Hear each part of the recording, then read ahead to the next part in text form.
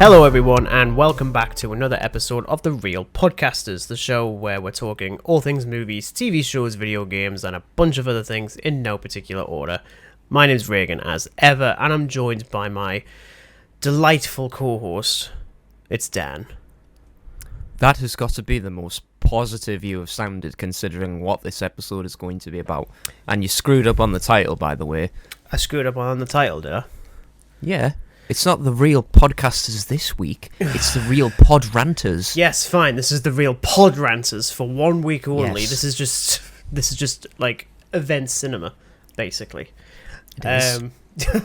Well, we'll see. So last week we spoke about remakes. That was fun. It was. It was pretty fun. And I mentioned that was essentially going to be part 1 of 2, because we were kind of delving into sort of like the state of the Hollywood industry when it comes to remakes. And so this week we're talking about the biggest thing to happen to the Hollywood industry for probably the last 20 years, frankly, if not more. That is, of course, all of the strikes. Hollywood is dead again. It's just a mess, to be honest. It's a bit of a mess, yeah. So, of course, we're going to get into all that sort of thing. But, of course, if this is the type of podcast that you enjoy listening to, even though this one is mostly going to be us getting annoyed, be sure Well, let's be honest. People just love it when we have a rant. Yeah, really like the rants and the hot take and the jabbing little insults and, like, calling me a cannonball and calling you a skeleton.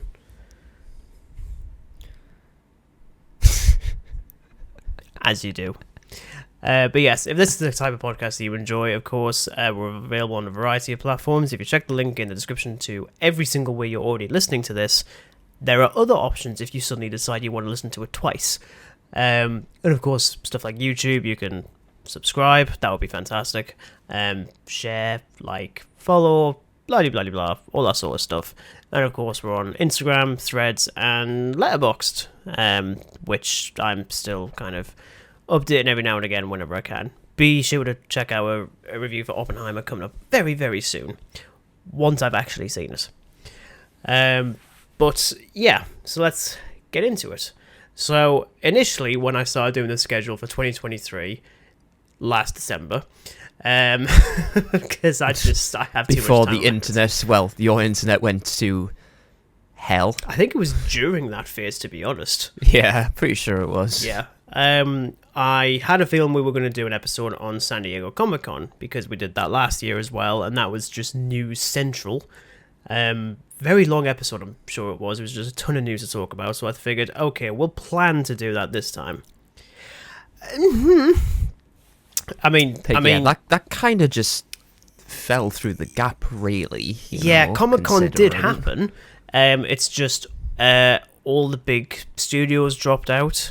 Like, only a few were left. I think it was mostly just video game companies that were actually involved, and a few people that weren't. Yeah, I'm pretty sure. Yeah, and a few that weren't involved with the Writers Guild or the Actors Guild either. Not necessarily like relevant to film, but I know NECA were there, Unleashed, like announcing some new stuff.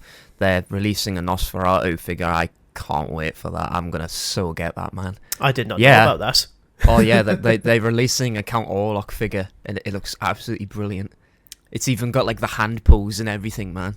It's funny you mention that. There's actually going to be a film coming out. I think it's in September or October, based on one chapter of Dracula. I think it's The Last Voyage of Demeter, I think it's pronounced it, but it's essentially all the stuff that happens on the ship. And it's going to be... so it's telling the story of that rather than like just that short. Yeah. Which I think...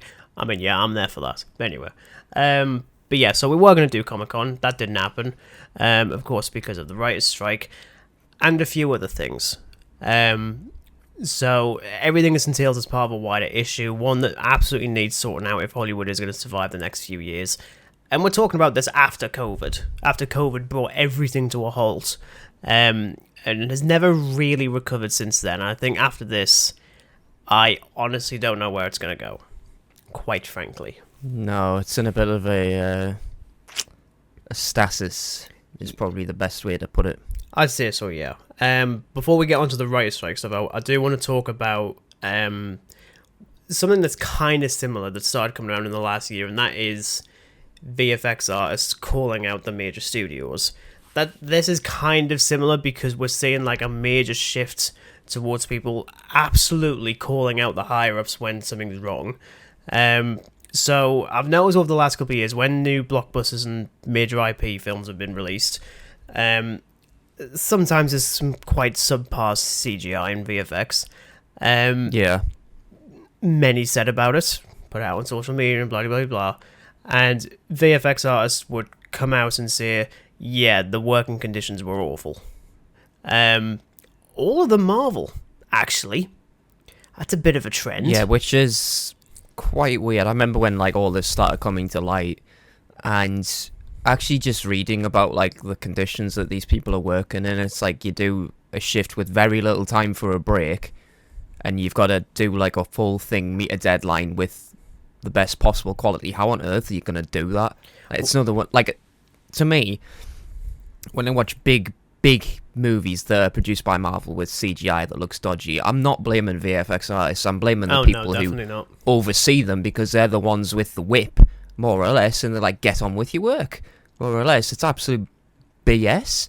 Oh, it absolutely is. I mean, I first started to notice this properly with Thor: Love and Thunder last year, because even when we reviewed it, I think one of the things we said was, it's probably one of the best examples, to be honest. And I think one of the more cringy bits was actually one of the press junkets that Taika Waititi did. I think it was like Anatomy of a Scene. It's on YouTube. I think it's with Vanity Fair.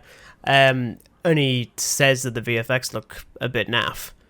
And I'm like, you really should not be saying that, like, at all. That's not your place to be doing that. The director of his own film to say that. And even more recently with Ant-Man and the Wasp: Quantumania, which had potentially even shonkier visual effects every now and again. Yeah, definitely. Which is interesting when you go behind the scenes on that, because they spoke about how a lot of the VFX artists, when it came to working on Ant-Man 3, a lot of the time they were working with the bare minimum, because the majority of the resources were being used on Black Panther: Wakanda Forever. Which is interesting, because that's a complete opposite of what happened with the first Black Panther, which also had really crap visual effects, especially for the third act, because the majority of the resources were being used for Infinity War. So Black Panther was seen as the less concerning one to deal with. Yeah. Which, on the one hand, I think though, if they're pumping out films that continuously, I mean, I'd rather sort of have a bit of a gap, because at least then you're going to get like good quality across all films, if that makes sense. You're not just having to put resources into one particular film and let this one be the black sheep of it. For sure.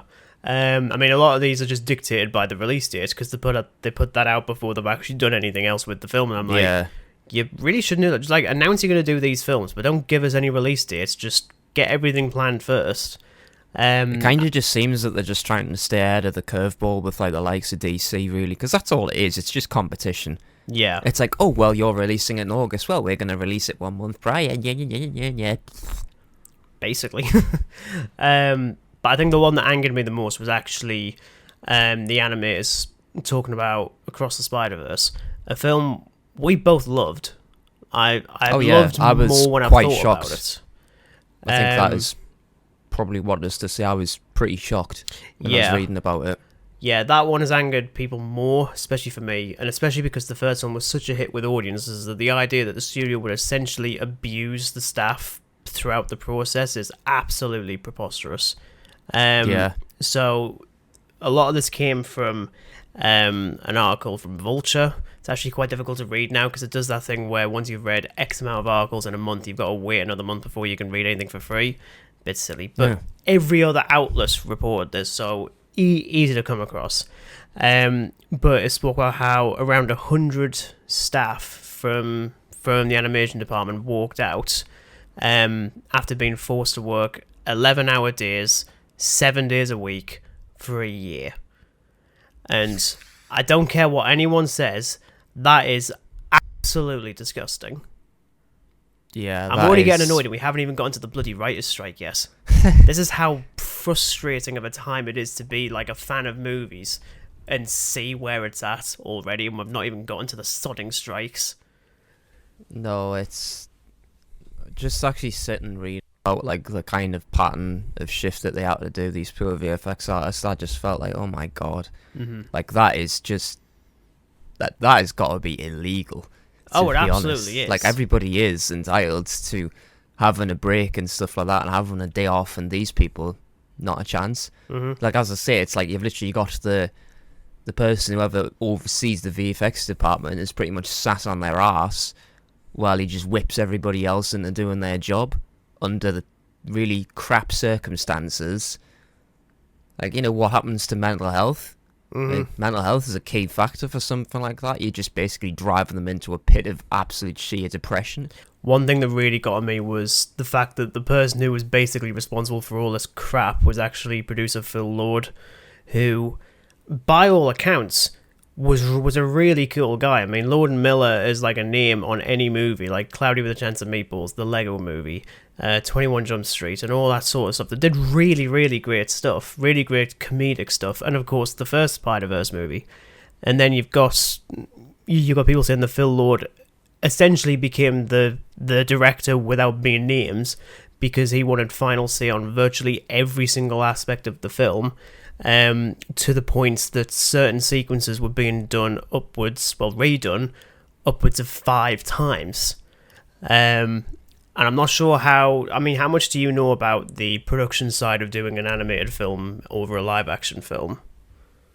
Well, obviously I'm not too familiar with it, but I can imagine it being a hell of a lot more time consuming considering it's animation.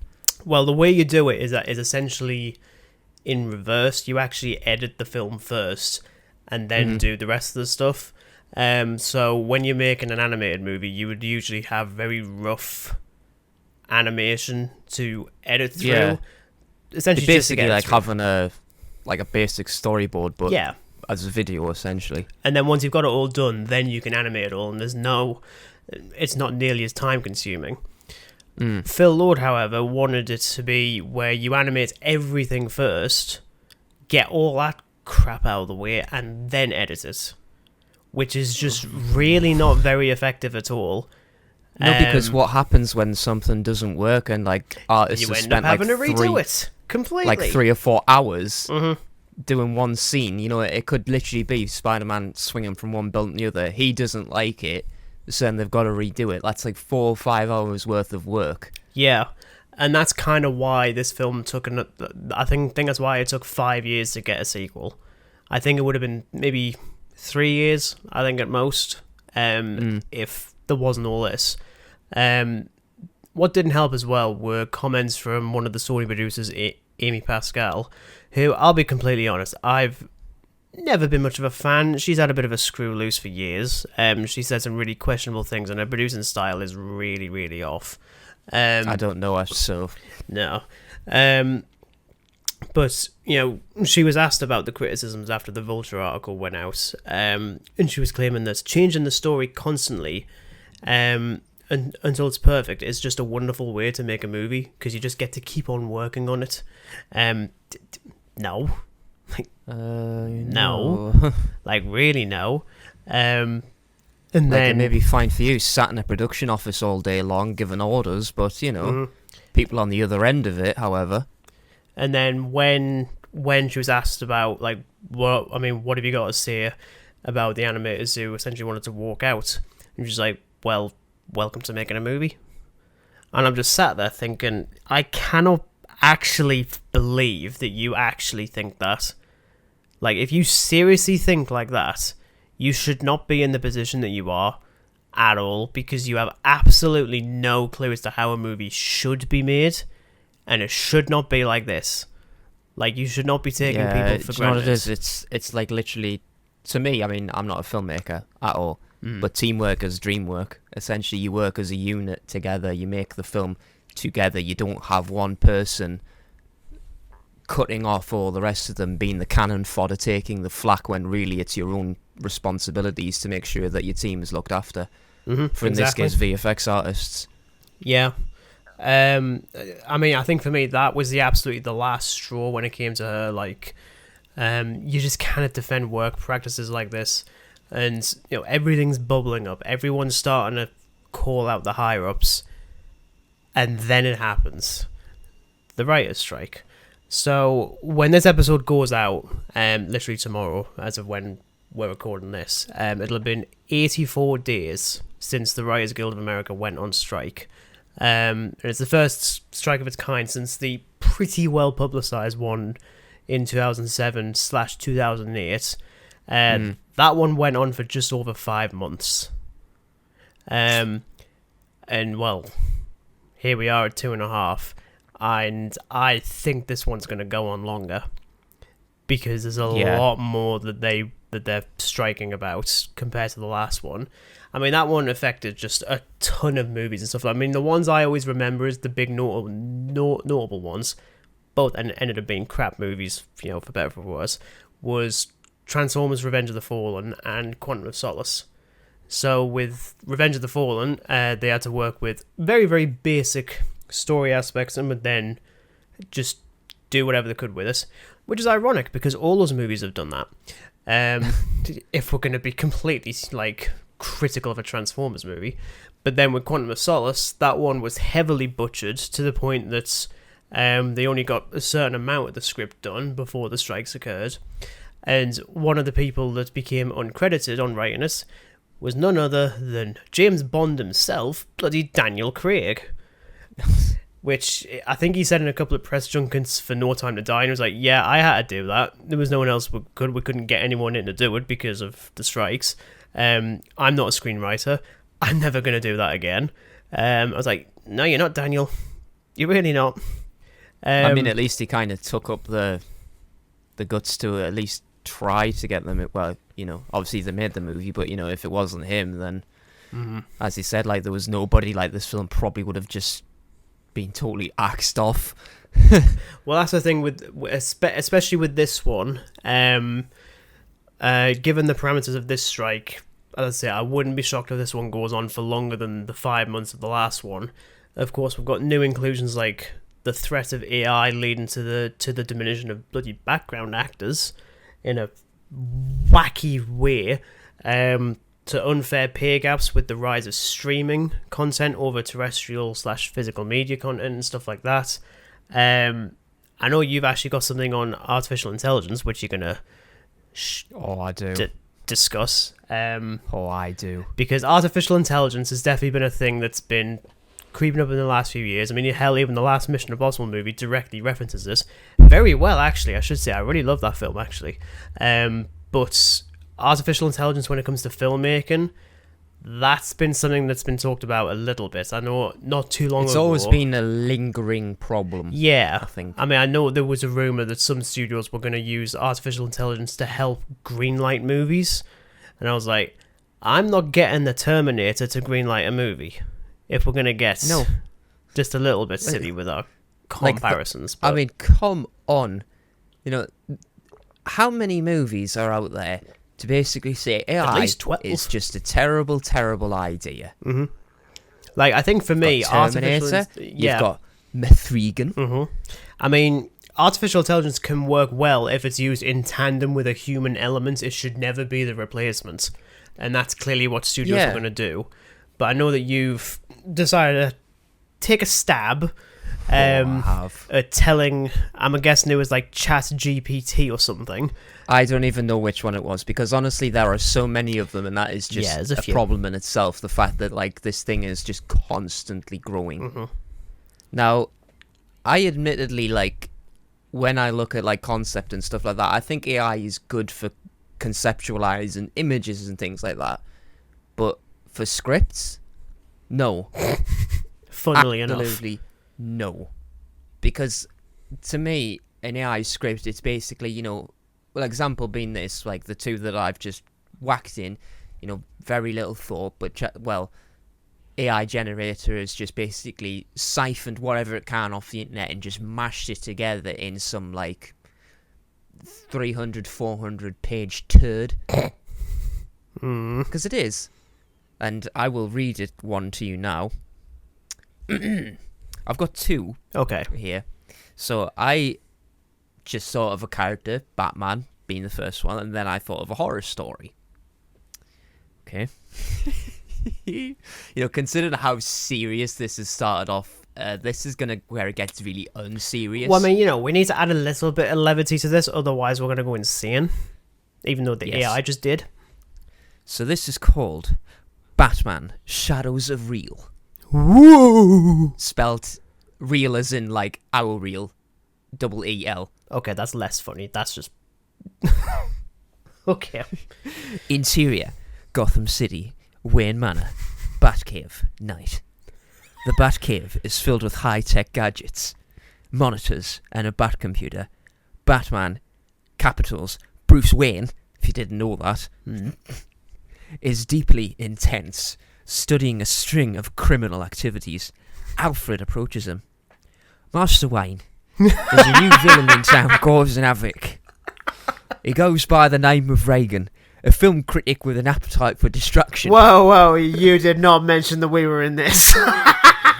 Oh, I did. Film critic, what's his game? Regan believes destructive criticism will change the city. He thrives on the chaos and finds joy in dismantling Gotham's hope, one movie at a time. We need to find him and put an end to his cynical rampage. Gotham needs to embrace hope, not destruction. Exterior: Gotham City, night. Batman perches high on a rooftop, observing the city's trembling landscape. Already got questions there. Suddenly he spots Regan sitting in a dimly lit cafe. That's just me. Batman swoops down, landing right before him. Regan, your cynical reign ends here. Ah, Batman, I've been expecting you. I've heard about your quest for justice, but like the movies, justice too can be a sham. Batman cautiously approaches Regan while scanning the surroundings for potential traps. Your destructive critiques won't change Gotham's fate, Regan. It's time to face the consequences of your actions. Regan smirks, revealing a remote control in his hand. Oh, Batman, you always had such grand monologues. But I prefer a more dramatic ending. Watch closely. Regan presses a button, and suddenly the ground beneath Batman begins to tremble. Interior: underground tunnels, continuous. Batman is trapped in a rapidly descending pitch-black tunnel. He must think quickly to avoid impending doom. Alfred, I'm trapped in the underground. Activate Bat Tunnel Tracker. Find Regan's location. Activating Bat Tunnel Tracker. Searching. Interior: Gotham City, Regan's lair. Regan is exhilarated, observing Batman's trapped situation via live feed on his multiple screens. Batman's voice echoes through a hidden speaker system. Regan, your twisted sense of justice won't prevail. The Dark Knight will rise from every critique, stronger than ever. Regan laughs manically, enjoying Batman's predicament. We'll see about that, Batman. Prepare to confront the truth of your own existence. Underground tunnels, continuous. Batman expertly navigates through the perilous tunnels using his grappling hook and batarangs. He finds himself in front of a hidden door marked with Regan's lair. No more hiding, Regan. Interior: Gotham City, Regan's lair.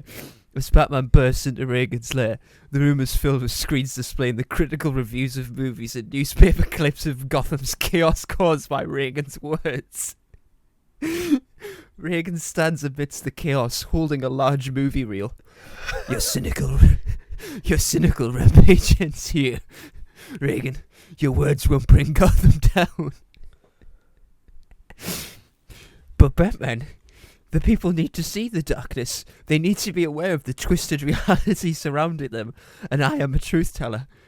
Batman swiftly throws a smoke pellet, disorientating Regan. In the ensuing chaos, Batman grapples towards him, delivering a series of well-placed punches and kicks. Batman pointing at screens. Regan, these reviews aren't the truth. They're just reflections of your dark, twisted soul.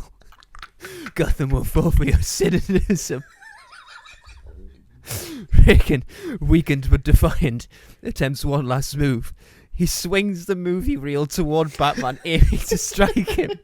However, Batman swiftly dodges the attack, disarming Regan. Your appetite for destruction will only lead to your own downfall, Regan. Batman punches Regan, knocking him unconscious. The room falls silent, and Batman shuts down the screens one by one, bringing an end to Regan's cynical reign. Batman emerges from Regan's lair, bringing hope back to the city. The citizens of Gotham cheer, inspired by the Dark Knight's triumph over cynicism. Gotham deserves better than cynical destruction. United in hope, we can build a brighter future. The night is darkest just before the dawn. As Batman ascends the night, he stands as a symbol of hope, ready to defend Gotham against any threat that lurks in the shadows. Finn. What the hell? Well, I suppose we can say now, can you see why this is absolutely a terrible, terrible idea? What are you talking about, Dan? It's a genius idea. I want to say that. I don't want to say that. The fact that studios are seriously contemplating just using something like this, it takes a human being to develop something like that. I mean, with a chat thing, it takes a couple of seconds, but again, it's not doing any thought. It's just gathering up words which fit to the question you've asked. Mm-hmm. There's nothing creative about it. It takes a human brain, not a machine brain, to actually sit down on a typewriter with a pen and paper, or even on a computer, just smashing out words, numerous amounts of rewrites. Like, who's honestly going to look at that and think, yeah, that's going to make an absolute box office hit? Yeah, it's, I mean, you know, as actually quite funny as that was, because it was, it absolutely, I mean, they are absolutely right. You cannot use artificial intelligence like that. It cannot do what a human can do. That's kind of the point. No. Even something is like, I mean, like the other one that's... You know what it is? It simply comes down to heart and soul. Yeah. Which is something that studios don't really have anymore. The other thing that we're going to do, and this one was really worrying, is rather than having background actors in, as opposed to extras, I think like they renamed that profession a while ago. Rather than getting background actors in to like fill out a scene, if it's like a crowd scene or whatever, they pay them X amount to do that. Oh yeah. What they're actually gonna do was bring them in for a day, pay them for a day's work, and scan their likeness as if it's like a video game. And then that studio could use that likeness on any film they want. They would own it. They would own your face, and you would get nothing extra for it. No, you wouldn't get like any royalty out of it whatsoever. Mm-hmm. Like they've got it, they can use it from whenever they like, and they don't have to pay you because it's their own thing. Yeah, and it's nothing short of terrifying and greedy. I mean, if you can't be bothered to put in the work and get potentially new rising talents in as something as small as that. That's what it is to me. It's a constant cog. Yeah. It has to keep moving, because if you take something like that off, all the other cogs stop working or they don't work. Mm-hmm. There's this idea that they've completely forgotten where it's like even like the smallest person has such a big impact. And background actors absolutely have that. And if you're not prepared to do that, for some bloody reason, you should not be in charge of a production. Just end of. And the other one, especially when it came to like you wouldn't get any royalties or anything for any other production that your face is involved in. You know what I said before about unfair pay gaps with streaming content over standard theatrical release and blah blah blah. Obviously, post-COVID, so much of the theatrical experience was completely changed because cinemas were shut. Absolutely ruined. Yeah. And so a lot of movies and whatnot just went straight to streaming just to get them out there. It was a very well-known court case with Scarlett Johansson suing Disney over the release of Black Widow because that wasn't part of a contract, and technically the film would not made nearly as much money, but also this has always been the one that I've never liked. This is before the writer's strike. When you think about how streaming services very rarely disclose actual numbers for their content. Very rarely do. They'll say, oh no, they're very secretive. Yeah, I mean, like, sometimes about, oh no, this was the most successful film on Netflix this year. I'm like, how? Give us the numbers. Yeah, how much did it make? No, absolutely not. Probably because in reality, it actually might not be a lot. If you're not gonna, like, give evidence of that it's done this because it's made this much money. Mm-hmm. But like, I think as well, the point? They also do that because then actors haven't got any grounds to stand on. If they see that, oh, this film's actually unbelievably successful, I think I should have been paid a bit more for that compared to what it was when we were filming. Yeah. They can't do that because they don't know how successful it was. And again, that... As you say, that they don't have ground to stand on, so how can they, like, take said streaming service to court when they don't know themselves? Yeah, exactly. Other things that we're looking at were bringing back proper writers' rooms, because that wasn't really a thing for the last couple of years. I mean, it's not really much of a thing in the UK. It's very much like an American thing where you get just, like, I was going to say it's a very American thing. Like, you've got this huge, like, kind of conference room with just different writers just dishing ideas off each other, really. Whereas this is what's known as a mini room, where it's essentially just a few execs and a few people on Zoom, basically. And I'm like, that's... nah.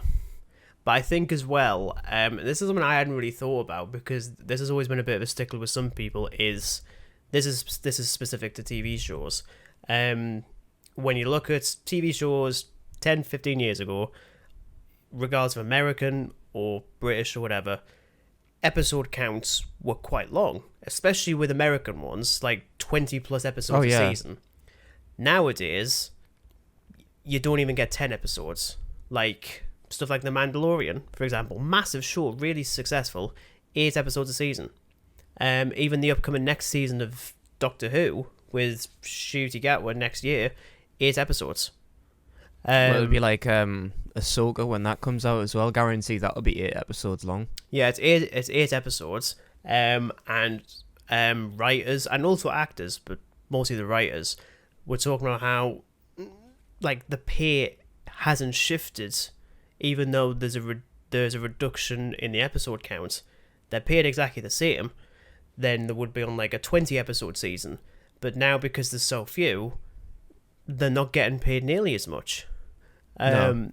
Just something as simple as that, and you just sat there thinking, how is this still a thing? Like, really, like, you should absolutely be paid what you are owed. Like, no less just because the studio is being greedy. Well, that's all it is. It's just pure and utter greed. And it is, and especially with, like, the studio responses to the writer's strike, because despite the fact that they knew what was happening, and I think right down to the wire, they were essentially pleading, like, just please don't. It obviously didn't work at all. But the day after the strike began, studios like Disney started putting out open letters, essentially ordering members of the Writers Guild of America to still come back into work and just do the work that doesn't impact the strike.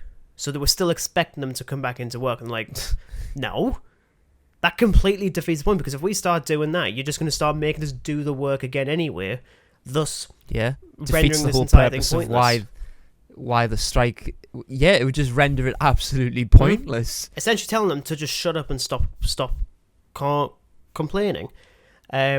There was a really horrifying quote that came from Deadline. I don't know if this has been disputed. I mean, it came from Deadline, so I'm pretty sure it's actually a thing. They spoke about how a few studio insiders had basically said the end game of all this from the studio perspective is to allow things to drag on until union members start losing their apartments and losing their houses, essentially hoping they go hungry and homeless so that they'll come crawling back and then they can just restart everything again. And I'm sat there thinking, whoever decided that, like, seriously, not even human. Might as well have been the bloody AI, frankly. Because I can't believe a human being would actually think, yeah, that's fine. Just do that. But you know what it is? It's fine for those who probably say it because they're the ones in charge. They're the one raking in absolutely masses of money, when realistically, half of their salary would probably pay for half a department. Well, for reference, I mean, this is a good one, actually, that you actually reference. because Bob Iger, CEO of Disney, spoke about this sort of thing recently, mostly with the actor strike again. But it's interesting when you reference the salary, because the average salary for the people that are like doing this sort of thing is about $70,000 a year, which is actually not too. Well, I mean, it's fine. I mean, it's more than I've got, but it's bare minimum. Whereas someone like Bob Iger makes about that much in a day. Like last year, he made, I think it was about $29 million, plus percentages on top of that for other productions and whatnot. And I'm like, I'm not going to sit here and say that the writers should be getting $29 million. I'm not saying that at all, but it should be far more balanced than that, especially considering that he left Disney as well for a couple of years, and Bob Chapek had come in and screwed everything up. But, I mean, he kind of did. But he'd only come back like last November. And no, $29 million. Right. I think it's always been an issue with pay. Even before this stuff kicked off, it's, you see the comparison between somebody who was a producer. Obviously, producers have a very valuable job, but then you get somebody who's totally bigwig, sits in an office all day just making calls, whatnot, and gets absolutely mountains. Whereas VFX artists, being an example, are absolutely slaved away in poor working conditions. Nobody gives an absolute toss about them. They're forced to work ridiculously long hours, like literally out of social hours. Really, it's like, if it's not done, tough, do it. Yeah, you're being paid to do it. You're being paid a pretty poxy wage for all your hard work, but do it. No, it's ridiculous. And the writer's strike did certainly affect some projects. I mean, good example was always with Deadpool 3, where the script was done. Yeah, definitely. But they couldn't do anything else. Ryan Reynolds was not allowed to improvise at all on set. So Disney's plan was to shoot whatever they did, because they'd already started filming. And like, we'll shoot what we can with what we've got currently. And then when the strike's done, we've already got reshoots planned. We can add that in later. And plus, no offense, Deadpool's wearing a mask. You can easily do improv after that. But then, 14th of July, members of the SAG-AFTRA unions go on strike as well. The actors go on strike. The first of its kind since 1980, and the first time both actors and writers have been on strike together since 1960. Yikes. 63 years. Yeah. Like, this is history in the making. Like, who knew that 2023 was going to be the year?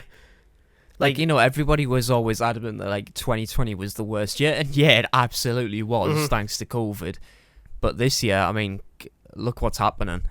Got writers on strike. We've got actors on strike. Hollywood is an absolute... It's in shambles. Oh, it is. I mean, some of the actors' demands is pretty similar to the writers. Better residuals for streaming content. And, of course... AI, that absolutely came into play again with the background actors thing. It was interesting with the streaming content thing, like with residuals, because whenever you show like a TV show or something that's constantly on repeats on regular TV, the actors involved will usually get a check every month or something, because it's kept on playing. It's still it's like an advert. Like when an advert gets aired, you get a royalty from it. Whereas with streaming, it's a person's choice to watch it. Like, you literally select it, so you don't get those kind of residuals. Again, why Scarlett Johansson kicked off with Disney. Got sorted. I mean, that was a very large amount of money as well, I believe. It was, and it was pretty easy that she was going to win because she's a big name. And I think a lot of people forget with these strikes. I have seen people actually criticizing the strikes beyond studios, like just people just being like, "Oh, why they're doing this?" Like Gwyneth Paltrow and stuff has got tons of money. This isn't about the big people. This is about the little people that can barely afford a house in the job that they're doing, in the job that they want to love. And it's just a scummy practice. And the actor strike one was going to happen. It just took just a little bit longer. And then that stopped every other production. Like Deadpool 3 stopped filming, Gladiator 2, which is probably good because that just seems like a silly idea to do, but whatever. It wasn't the like the opening screening to Oppenheimer interrupted because of it. Because I'm pretty sure that like the actors' strike was literally just announced when that did the screening. So Oppenheimer had its worldwide premiere, I believe, in London, just before the actors' strike occurred. Yeah. And then literally as soon as they find out, the actors walk off, which I think good for them. Frankly, that's a big thing. But at the same time, it's still like it's nuts. As I say, like tons of production stopped. Actors weren't allowed to do press. They couldn't there's so many things they couldn't do. One of them was actually they could still appear on podcasts. So I thought, right, let's get a few of them in for this podcast. And if that's the case, we can give them something to do. Dear Christopher Nolan, we would very much like to feature you on the Real Podcasters. We would like to talk about your fetish with time. I mean, I wasn't going to go there, but... Well, this is Nolan talking about. He loves time. But yeah, as I say, like tons of stuff stopped. And it's literally only been on for 11 days when this episode goes out. 11 days. And it's absolute chaos. Yeah. The studio responses were pretty similar to the writers, some claiming they were being unrealistic with their demands, and they have to understand how businesses function. However, striking has always been a way to fix things. I mean, no offense, even just going far as to like the suffragette movement, if that didn't happen, imagine what the world would be like now. I mean, there's some bloody countries like around the planet that are essentially what the likes of the UK used to be 100 years ago before the suffragettes happened. Striking is a natural thing to do, and even this country has tried really hard to kind of suppress people striking or that sort of thing. I remember months ago, I'm sure they were saying something like if you were on strike, you weren't allowed to shout or scream or make really loud noises or something as petty as that. And I'm like, oh, it's then what the hell is the point? Like, it's total restriction of free speech. Yeah, it is. It comes down to a freedom of speech thing at that point. Absolute total restriction of it. It's like literally shut up or we're gonna, you're gonna have consequences to your actions more or less. Mm-hmm. Which is just kind of says it all, really. Yeah. I mean, in terms of where this whole thing's going, obviously, as I say, we don't know how long this is going to go on for. But as I say, strikes are absolutely necessary for things to improve. The more greedy studios and management get, taking their staff and workers for granted and finding the easiest, most cost-effective means around it is just unacceptable, quite frankly. And I just cannot believe we're still having that kind of debate in 2023 after across like the history of Hollywood, I believe there's been 5 or 6 writers' strikes and probably about the same with actors. Hell, there was a video game voice actors strike in 2016, 2017, which I actually kind of forgot about because I randomly started replaying. There is context to this. Lego Marvel Superheroes 2, because I was a big fan of the first game, had some terrific voice actors, none of which could come back for the sequel, so they had to get non-union voice actors in to do it, and it sounded just a bit off, frankly. Yeah. Though they got Peter Serafinowicz in as Kang the Conqueror, which was quite good. That was quite a good idea. But as I say, this isn't like a new thing. This isn't an unheard of thing. It's just the fact it's this big, and because it's coming after COVID, which some studios were like, we kind of wish you hadn't done this just after COVID. And like, when did you want them to do it? Did you want them to wait another 5 years? Like, no. Yeah. Like, no offense, here in the UK, how many strikes have we had with bloody NHS workers? And I mean, we've had strikes for like everything. The rail unions. Like rail unions, postal workers, NHS workers, everything. The list is absolutely endless, but striking is absolutely, it's necessity at the end of the day because it's the only thing that resolves in neutral. I think the word would be like you come to an agreement, more or less. But you'd think with like 5 writers' strikes in Hollywood, you'd think they'd honestly like kind of do their best to avoid stuff like this. You would think. You really would think. It's kind of clear what it's like when greedy studios are just like, whatever. I've got absolute mountains of cash. I'm not too arsed what happens. Yeah, exactly. But again, it's like you get rid of those cogs, your machine's gonna fail. And you're gonna fall to bits. Yeah, and it's like I said before, the whole thing is a team effort, and half the time you kind of forget the studios even think that, because they'll pump so much money into so many of these productions, and they just flop. Like, especially this year, we've seen that really badly. When you've got like Indiana Jones 5, budget of nearly $300 million. I think it's hit 400 million. Like last week or so. I mean, ouch. I could check on IMDb. I'd rather you didn't, frankly, because then we have to remind myself of bloody Archimedes' alarm clock. Right? And I don't want to do that. Every single episode. Yeah. I will just put in the alarm clock bit instead of trying to find a funny way to do it. I think another one that flopped was Shazam, Fury of the Gods. Shazam flopped. Because when we saw that, it was like pretty much a couple of weeks after, it went straight to like streaming services and stuff like 3 honestly, weeks. It went straight to Prime. Mm-hmm. Like, you didn't even have to like buy to rent it. It was just like put on Prime for a view and pleasure. Mm-hmm. And then The Flash, I think, is one of the biggest box office bombs of all time. It's going to lose Warner Brothers about $200 million. Nora. There was actually another bit as well that I forgot to mention. When it came to actors and writers complaining about no residuals on streaming content, when you've also got streaming services removing original content, so there's no residuals for anything because it no longer exists. Like, when Disney Plus did a cull of a bunch of stuff in the last couple of weeks, like there was one random film called Creator that had been on for about 3 months, brand new movie exclusively on Disney Plus, dropped entirely. You can't watch it anywhere. Does not exist. And then you've got something like Batgirl as well last year that got shot, edited, pumped absolutely and then masses of money into it, edited, shot, and then they're just like, nah. And so now there's like seriously, you've just literally pissed away millions of dollars when you could have literally just made that work.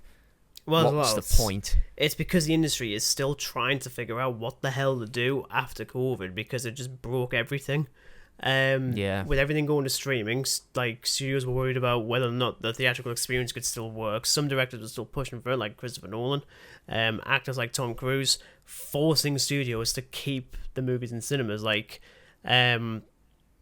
Top Gun Maverick last year. Apparently was going to go to Paramount Plus, and Tom Cruise was like, absolutely not. Like, we will wait until theaters are like at a good enough place again to put it out. And it worked. It made $1.5 billion. It was the most successful film of 2022. Of all things, the bloody Top Gun movie. And to go back on the box office of Indiana Jones and Archimedes' alarm clock. So the estimated budget of $294 million, and opening weekend was $60 million, and then worldwide gross was $335 million. So it hasn't really done. It's only made probably not even half that, considering like all the marketing, all that stuff. Well, I mean, usually it's like double. So so to properly break even, it would have to be around 600, 700 million. So it ain't doing that. And The Flash hasn't done that either. Like, no way.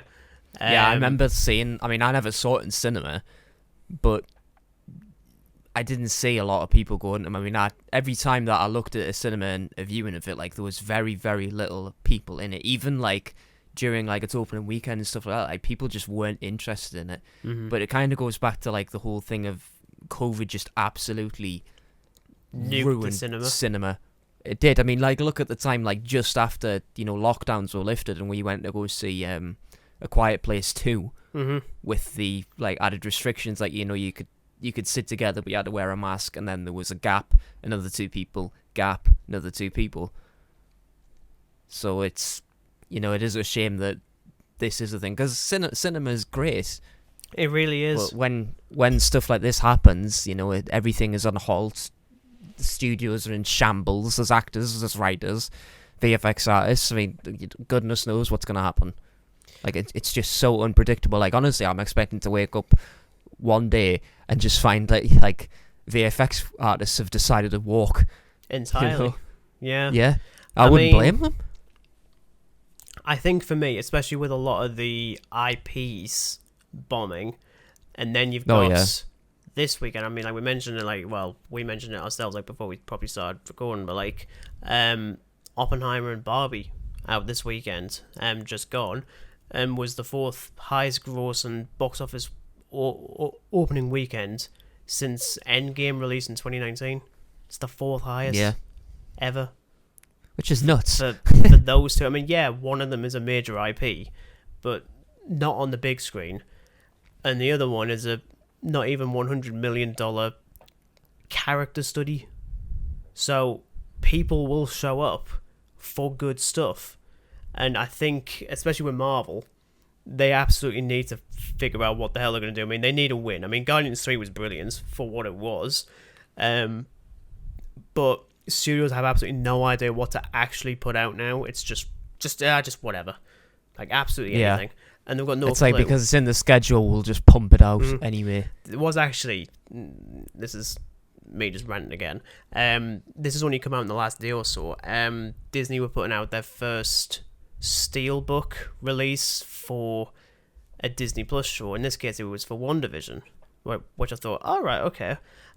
Slight issue, right? You've got the art cards, you've got like a book and blah blah blah. Do you know what you don't have? Take a guess. Enlighten me. You don't actually get the show. There's not a single disc in it. What? See, you're basically paying however much for an art book. I think it was like $40. 40? What? And you don't even get the show. No sense. Yeah. This is the level we're on now. It's like, oh, we're going to release WandaVision, but we're not actually releasing the show WandaVision. You're going to have to sign up to Disney Plus for that. This is exactly how... We can sell you an art book. Yeah, this is exactly how Warner Bros. Were initially going to release the Snyder Cut. It was like, oh no, we'll not do the actual film. We'll just do the rough cut because we don't want to pump out money to finish it. And now I think it's actually been removed from here, HBO Max and some place, but, that doesn't matter. But... yeah, like, again, studios have no goddamn clue what the hell to do anymore, and it's absolutely bit them on the arse. And just, as I say, who would have thought that 2023... I mean, after 2020, what a year. It happened. It certainly did. It existed. Yeah, you're thinking to yourself, like, it's all over, nothing bad's going to happen, and look where we are now. Exactly. And you just kind of sat there thinking, why the hell was it 2023 where everything just stopped? As like 3 years after a global pandemic, and here we are. Mm-hmm. And as I say, I don't know how long this is going to go on for. As I say, we're 2.5 months into it. I still think it's going to be as long longer. as it needs to. Yeah, I mean, it'll go on for months. I think absolutely months. It's not going to wrap up anytime soon. I think I just kind of hope that it is just the 2023 strikes, not 2023 to 2024, because again, already starting in like June/July. And well, May as well, and it's absolutely atrocious, but at the same time it's necessary, because we need this sort of thing out there to actually help, fix things. And even going back to like studios trying to like force people to not say anything and tell them to shut up, and I just randomly thought of a line from Rogue One. Which I believe is still in the film. But it was in the trailer. One of the best lines in the trailer, where it's Cassian Andor saying something along the lines of "Make 10 men feel like 100." Get your voices heard, because then something will change. And again, for some reason, it happened to be in 2023, the year that we thought, we thought. Clearly, stupidly, at the end of last year, well, you know what? Maybe 2023 will be better than 2022. We did. No, it's not. That kind of came and bit us on the arse end, didn't it? Yeah, it bit everyone's arse, to be honest. I think that's about as much as we're going to say, really, before I start crying. Because I could. Yeah. Although I suppose... It's been a very rage-filled episode, this. Well, I suppose we're going to end on a slightly lighter note, because I know you messaged me earlier on about this AI script thing. Didn't you mention there was one with Batman and Michael Myers? I think we should end on a little bit of that. Yeah. Now, I don't have the full thing because Oh, no. I mean, again, I was just experimenting with it, but I have a specific line which had me in absolute fits. Okay. Now, I need to find it. Now, interior was just like some abandoned warehouse, and the AI decided to script Batman's dialogue as this. Now, for everybody who's watched Batman, you know for a fact he would never ever say something like this. Challenge accepted. You underestimate the darkness in me, Myers. I know how to control it.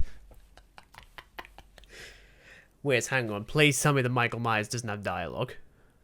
No, he doesn't. He's just like... Wow, it's clever then. His scripted is literally like silent. So at least they got that right. Wow.